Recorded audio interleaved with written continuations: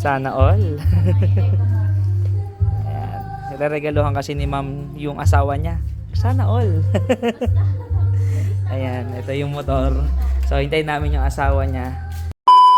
Talaga nga namang mapapasana all ka sa mga buyer natin na to kasi tignan nyo naman, ito yung unang-una natin, ZX6R ni Boss Keng, bibilin na nga. Etong mga buyer nga natin is from Bigan pa nga. Ang meetup nga namin ay TP Lex, halfway yon at ayan, dinedemo ko na muna yung unit at pinapakita ko kung gaano kakinis yung motor na to. Kung okay na nga kila Bossing, diretso delivery na tayo sa TP Lex kasi 3 oras nga ang biyahe natin na isampa na natin yan sa pickup natin. Touchdown, La Union, ano to, Rosario, La Union.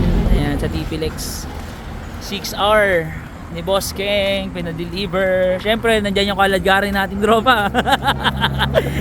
Ang lakas mo, boy. Isang sabi lang, nandyan na agad. Ayan, hintayin na lang natin yung buyer natin. Yan, let's go. Nung nandito na nga sila, Bossing, tamang test drive lang muna sa 6R natin bago magkabayaran. Kasi baka naman, di ba, may issue. Nung okay na sa kanila, naisampan na nila sa pickup. Mga boss, maraming salamat po sa inyo. Siyempre, dumiretso na muna tayo sa Baguio para magpalamig. Tignan nyo naman yung view dito. Oh. Naghahanap-hanap nga kami ng mga second hand na motor dito. Kaso ang sumama, nasa Bulacan. Itong Dominar 400 natin. Buti na lang may sumamang isa, di ba? Thank you so much, Boss Alex, sa solid na unit na to. Uuwi nga muna si Bossing sa Bicol kaya pinagkatiwala sa atin yung unit niya at pakarwash muna natin yung service natin. Pasasalamat sa kanya, di ba? Pagkatapos nga niyan, meron tayong solid buyer from Samar, si Sir Rodel. Kasi nga ipapadeliver niya tong Ninja 650 natin sa Samar, di ba? Sana all talaga, ganyan na lang bumili, di ba, ng unit natin. Ito nga yung Ninja 650 natin at iniikutan ko, pinapakita ko kay Bossing yung mga issue niya tapos sinound check ko na rin para sa kanya. Delivered. Ito na po yung ating Ninja 650. Delivered dito sa Malabon. Sir, papunta saan to? Samar. Ayan, pa-Samar tong unit natin. Sasampa sa mga trucks. Mas mura ng konti. Kaya naman, ayan, katakot-takot na bubble wrap ang inilagay natin para naman safe na safe sa biyahe tong Ninja 650 natin. After natin sa Malabon, meron nga raw magpapareserve sa atin na talaga naman napapasana all na lang kasi reregaluhan daw si Bossing. Ayan si Bossing, nakangiti yan. Tamang gising lang. Salamat, sir. Sige, pasok, sir. Tingnan natin kung matitripan ni Bossing.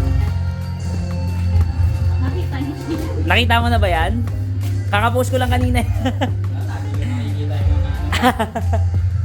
Ayan po, regalo nyo, ma'am?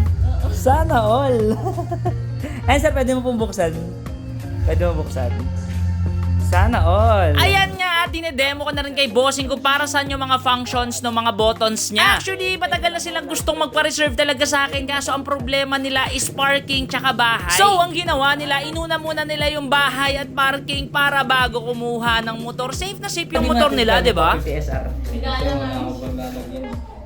Ngayon, sure ka na may paglalagyan ka na. Sana all. Bahay. Ikaw na marigalo mo bahay. Sarap! Grabe! Lalakas nyo pala.